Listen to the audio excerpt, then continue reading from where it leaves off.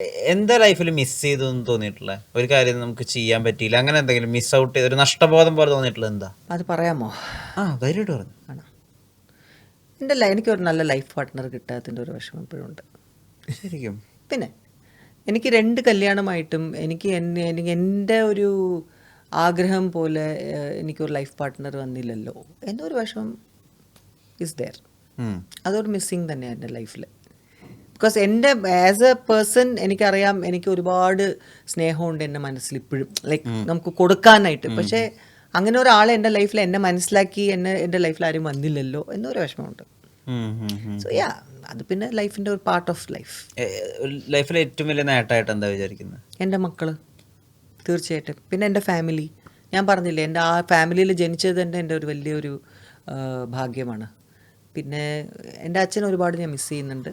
പിന്നെ മക്കൾ of course are the treasures for me. അവരില്ലെങ്കിൽ ഞാനില്ല, അതുപോലെയാണ്. അപ്പോൾ അവർ വന്നതിന് ശേഷമാണ് എൻ്റെ ലൈഫിൻ്റെ ഒരു മോട്ടിവേഷൻ എനിക്ക് ഉണ്ടായിട്ടുള്ളത്. സോ യാ, എൻ്റെ ഒരു അസറ്റാണ് അവർ. എപ്പോഴെങ്കിലും അങ്ങനെ ഇപ്പോൾ ഡെസ്പായിട്ടിരിക്കുന്ന അമ്മേനെ മക്കൾ വന്നിട്ട് എൻകറേജ് ചെയ്ത സന്ദർഭങ്ങളുണ്ടോ? തീർച്ചയായിട്ടും. Especially my son. അവൻ ഭയങ്കരമായിട്ട് അവൻ്റെ എന്തെങ്കിലും നമ്മളത് അഡ്വൈസ് കേൾക്കുമ്പോഴോ എന്തെങ്കിലും പറയും. രണ്ടുപേരും ഭയങ്കര മെച്ചുവേർഡാണ്. ഡോണ്ട് ബോദർ അബൌട്ട് ദാറ്റ് അങ്ങനെയൊക്കെ പറയും. അല്ലെങ്കിൽ you don't have to be so serious, എന്തിനാ അങ്ങനെ സംസാരിക്കുന്നത്, അതൊക്കെ വിട്ടുകളാ, ഇതൊക്കെ നമുക്ക് അറിയാമല്ലോ അമ്മയ്ക്ക് അവരുടെ ഒക്കെ സ്വഭാവം. ഇപ്പം എന്തെങ്കിലും ആരെങ്കിലും പറയുമ്പോൾ എനിക്ക് വിഷമമാണെങ്കിലും അപ്പോൾ ഞാൻ അവരെ വിളിച്ചാൽ പറയാം. കാരണം എനിക്ക് അങ്ങനെ ഒരു പാർട്ട്ണർ ഇല്ലല്ലോ എനിക്ക് പറയാൻ. സോ എനിക്ക് മക്കളല്ലേ ഉള്ളൂ ആ സമയത്ത്. അപ്പം ഞാൻ അവരുടെ അടുത്ത് പറഞ്ഞു they also understand me very well. അവർക്ക് അറിയാം അമ്മ എന്തൊക്കെ ചെയ്തിട്ടുണ്ട്, അവരുടെ അമ്മയുടെ ലൈഫിൽ എന്തൊക്കെ അമ്മ സംഭവിച്ചിട്ടുണ്ട്. സോ അവരും ആ രീതിയിൽ എന്നെ കാണും. എൻ്റെ അടുത്ത് അവർ ഇപ്പോൾ അവരുടെ ഫ്രണ്ട്സിൻ്റെ അടുത്ത് അഡ്വൈസ് ചെയ്യുന്ന പോലെ തന്നെ എന്നെ അഡ്വൈസ് ചെയ്യും. അപ്പോൾ it's very nice to hear that also. അപ്പോൾ എനിക്കൊരു ആശ്വാസമാണ്. അവരായിട്ട് ഒന്ന് സംസാരിച്ച് കഴിഞ്ഞാൽ പിന്നെ ഐ എം ഹാപ്പി. അതുകൊണ്ട് ഇപ്പം നെക്സ്റ്റ് മന്ത് ഞാൻ പോവാണ് US-ലോട്ട്. അങ്ങോട്ടേക്ക്. കാരണം ഒരു കൺവെൻഷൻ അറ്റൻഡ് ചെയ്യാൻ ഒരു എന്താ പറയുക, സർപ്രൈസ് ആയിട്ട് വന്ന ഒരു പ്രോഗ്രാമാണ്. ഞാൻ ഈ വർഷം പോകാൻ പറ്റുമോ സംശയിച്ച് നിൽക്കുകയായിരുന്നു. അപ്പോഴാണ് ഈ സർപ്രൈസ് ആയിട്ട് തന്നെ എനിക്ക് ഇങ്ങോട്ട് ഒരു ഓഫർ വന്ന് ഒരു സെലിബ്രിറ്റി ഗസ്റ്റായിട്ട് ഒരു കൺവെൻഷൻ മീറ്റ് ചെയ്യാൻ ചെല്ലണം എന്ന്. ഞാൻ പറഞ്ഞു വരാം എന്ന് പറഞ്ഞു. അങ്ങനെയാണ് പിന്നെ ഇപ്പം next month I am going. ഇപ്പം സ്ക്രിപ്റ്റ് ഒക്കെ സെലക്ട് ചെയ്യുമ്പോൾ എന്താ ആലോചിക്കുന്നത്? ആരും കൊണ്ടുവരുന്നില്ല സ്ക്രിപ്റ്റ്, എവിടെ നിന്ന് സെലക്ട് ചെയ്യാൻ? സെലക്ട് ചെയ്യാൻ സ്ക്രിപ്റ്റ് വേണ്ടേ? There is no role for Shanti Krishna anymore.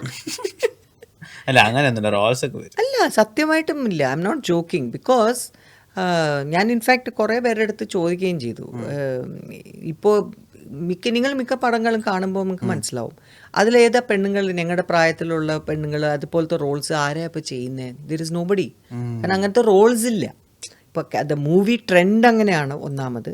പിന്നെ അങ്ങനെ അവർ എഴുതുന്നില്ല റോൾസ്. സത്യം പറഞ്ഞാൽ ഏത് പടം നോക്കിയപ്പോൾ നമുക്ക് ജഗദീഷ്, അശോകന്, വിനീത്, മനോജ് ഇവരെല്ലാവരും ഉണ്ട് എല്ലാ പടത്തിലും. ഞാൻ പറഞ്ഞു ഇതുപോലത്തെ ആണുങ്ങൾ ചെയ്യുന്ന ക്യാരക്ടേഴ്സിന് ഒരു പെണ്ണുങ്ങളും ചെയ്യുക. അമ്മ റോൾ മാത്രം ശാന്തി കൃഷ്ണ ചെയ്യുന്ന അങ്ങനെ ഇല്ലല്ലോ. ക്യാരക്ടർ ആക്ടേഴ്സ് എന്ന് പറയുമ്പോൾ there are so many roles. ഇപ്പോൾ ഈക്വാലിറ്റി എന്നെല്ലാം പറയുന്നുണ്ട്. അപ്പോൾ ഒരു ലോയറോ അല്ലെങ്കിൽ എന്തിനാ പോലീസ് കമ്മീഷണർ ആവാം, അല്ലെങ്കിൽ പിന്നെ ഒരു മന്ത്രി ആവാം, അല്ലെങ്കിൽ ഒരു എനി അതർ ക്യാരക്ടർ. എന്തുകൊണ്ട് പെണ്ണായിക്കൂടാ? ഇപ്പൊ അപ്പൊ അവർക്ക് അത് എന്തുകൊണ്ട് അങ്ങനെ എഴുതുന്നില്ല ചോദിച്ചിട്ടുണ്ട് ഞാൻ. അല്ല എഴുതാം മാഡം, എഴുതാം. ഞാൻ അപ്പോഴേ വരുള്ളൂ പടങ്ങൾ നമുക്ക്, അല്ലെങ്കിൽ പടം ഉണ്ടാവില്ല. അതുകൊണ്ടാണ് നമ്മൾ സീരിയലിലോട്ടും വെബ് സീരീസിലോട്ടും പോകാൻ തോന്നുന്നത്. ബിക്കോസ് അതിൽ ഫീമെയിൽ ക്യാരക്ടറിന് വെയിറ്റ് ഉണ്ട്. ഇപ്പൊ നമുക്കൊരു സീരിയൽ ആണെങ്കിലും ഒരു നോവൽ എന്തെങ്കിലും കിട്ടാൻ, പണ്ട് ഞാൻ ചെയ്ത പോലെ മോഹപക്ഷികളും മറ്റേ കുതിരകള്, പിന്നെ ചാബല്യം പോലത്തെ അതിലൊക്കെ ഞാനായിരുന്നു അതിന്റെ main character. So the female characters ആണ് കൂടുതലും നിങ്ങൾ കാണുമ്പോൾ സീരിയൽസിലും വെബ് സീരീസും ഒക്കെ വരുമ്പോൾ അവരാണ് അതിലെ മെയിൻ. അപ്പോൾ I M interested in doing like that also. ഇപ്പോൾ സിനിമയെക്കാട്ടിലും കൂടുതൽ നമുക്ക് ചിലപ്പോൾ അതിനോടായിരിക്കും ഇപ്പോൾ താല്പര്യം ചെയ്യാൻ. കാരണം ആസ് എൻ ആക്ടർ നമുക്കൊരു ചാലഞ്ചിങ് ക്യാരക്ടേഴ്സ് വരുന്നത് എവിടെയാ? അല്ല സിനിമയിൽ അതുപോലത്തെ ക്യാരക്ടേഴ്സ് നമുക്ക് എഴുതുകയാണെങ്കിൽ നമുക്കും ചെയ്യാൻ പറ്റും. എത്ര വേഴ്സറ്റൈൽ ആക്ടേഴ്സ് ആണെന്ന് എല്ലാവരെയും കുറിച്ച് പറയുന്നുണ്ട്. ഞങ്ങൾക്കും അതുപോലെ റോള് തരൂ, അപ്പൊ ഞങ്ങളും കാണിച്ചു തരാം ഞങ്ങളും വേഴ്സറ്റൈൽ ആണെന്ന്. ഇല്ലേ? അങ്ങനെയല്ലേ? ക്രൂര അമ്മ ഞാനിപ്പോ ഒരെണ്ണം ചെയ്തില്ല, മച്ചാന്റെ മാലാഖ. അതില് ക്രൂരമായ അമ്മായിമ്മ തന്നെയാ. പക്ഷേ ഞാൻ ചുമ്മാ ഒരു ചേഞ്ചിന് വേണ്ടി അവർക്ക് എന്താണെന്ന് വെച്ചാൽ ആ ക്യാരക്ടറിനെ ദേ ഫെൽറ്റ് ശാന്തി ചെയ്ത് കഴിഞ്ഞാൽ ഒരിക്കലും അത്ര ക്രൂരയാവും എന്ന് വിചാരിക്കില്ല ഓഡിയൻസ്. അതുകൊണ്ടാണ്. പക്ഷെ അവർ അങ്ങനെ ആണല്ലോ. അതെ അതെ അതെ അതെ അതെ. പാട്ടെപ്പോഴാ പാടുക ആര് ലൈഫില്? ലൈഫിലെ പാട്ട് തോന്നുമ്പോ ഒക്കെ പാടും. കുട്ടികള് താരാട്ടുപാട്ട് ശാന്തികൃഷ്ണ പാടുന്ന കേട്ടിട്ടാണോ ഉറങ്ങിയത്? അങ്ങനെയില്ല, അങ്ങനെ അവർക്ക് പാട്ട് ഇഷ്ടമായിരുന്നു. അവരെ പാട്ട് പാടി ഉറക്കുന്നൊരു അങ്ങനെയൊന്നും സിനിമ സ്റ്റൈലൊന്നുമില്ല. പാട്ടൊക്കെ ഞങ്ങൾ പാട്ടൊക്കെ വെക്കും ഇതില്, ഞാനും കൂടെ മൂളും, അങ്ങനെയൊക്കെ ഉള്ളു. ഞാനായിട്ട് ഇങ്ങനെ താരാട്ട് പാട്ട് ഒക്കെ എനിക്ക് ഓർമ്മയില്ല അങ്ങനെയൊക്കെ പാടിയിട്ട്. അങ്ങനെ ഫിൽമി പരിപാടി ഒന്നും ഉണ്ടായിരുന്നില്ല അല്ലേ? അത് ലൈഫ് മാത്രമേ ഉള്ളൂ ഫിലിമിയായിട്ട് പോയത്. ഏറ്റവും അധികം പാടുന്ന പാട്ട് ഏതാ? അങ്ങനെയൊന്നുമില്ല. ഞാൻ മോസ്റ്റ്ലി ഹിന്ദിയാണ് എൻ്റെ വായിന്ന് വരുന്ന പാട്ടുകൾ. ഇപ്പൊ ഏറ്റവും അധികം പ്ലേലിസ്റ്റുള്ള ഹിന്ദി പാട്ട് ഏതാ? എനിക്ക് പണ്ടത്തെ പാട്ടുകളായിരുന്നു കൂടുതലും ഇഷ്ടം. പിന്നെ ചിലപ്പോൾ ഈ പോപ്പ് മ്യൂസിക് കേൾക്കും. അപ്പോൾ എനിക്കിപ്പോൾ ലേറ്റസ്റ്റ് ആയിട്ട് എൻ്റെ മൈൻഡിൽ എപ്പോഴും ഓടിക്കൊണ്ടിരിക്കുന്ന പാട്ടാണ് എഡ് ഷീറൻ്റെ സഫയർ എന്ന് പറഞ്ഞൊരു പാട്ട്. അത് പിന്നെ കാലം സ്കോട്ടിൻ്റെ പാട്ടുകൾ ഭയങ്കര ഇഷ്ടമാണ്. യു ആർ ദ റീസൺ എന്ന് പറഞ്ഞ പാട്ട്, ബെൻസൺ ബൂണിൻ്റെ പാട്ടുകൾ, അങ്ങനെയൊക്കെ കുറേ എനിക്ക് ഇഷ്ടമാണ്. ഇവരുടെ ഒക്കെ പിള്ളേർ പറഞ്ഞ് പറഞ്ഞ് കേൾക്കും. അയ്യേ എനിക്ക് അതൊന്നും ഇഷ്ടമല്ല. അതൊരു വളിച്ചു പോയൊരു പാട്ടാണത്. ആണ്, പക്ഷെ അത് കേട്ട് കേട്ടിട്ട് മടുത്താണ്. അതൊന്നും അല്ല. ഇപ്പൊ ലേറ്റസ്റ്റ് എഡ് ഷീറനും അരിജിത് സിംഗും കൂടെ പാടിയത് ആ പാട്ട് കേട്ടിട്ടുണ്ടോ? സഫയർ എന്ന് പറഞ്ഞത് നല്ല രസമാണ്.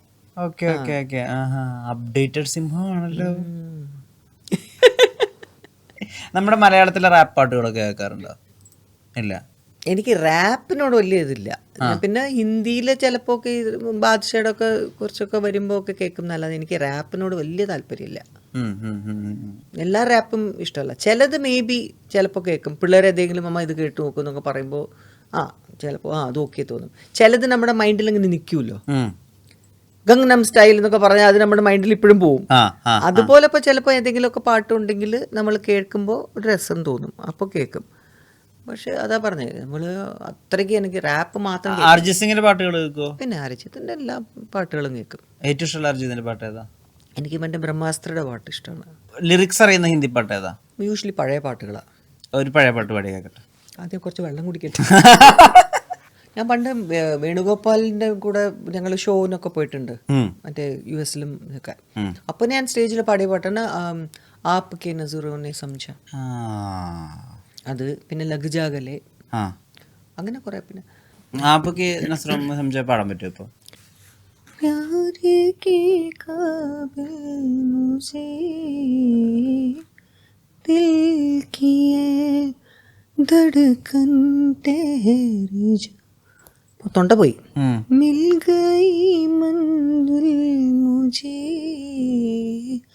आपकी नजरों ने समझा. അത്ര പോരെ? മതി മതി.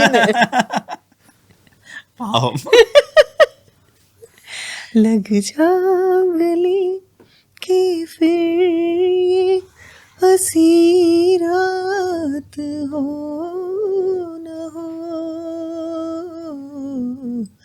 शायद फिर इस जन्म में मुलाकात हो न हो, लग जा गले.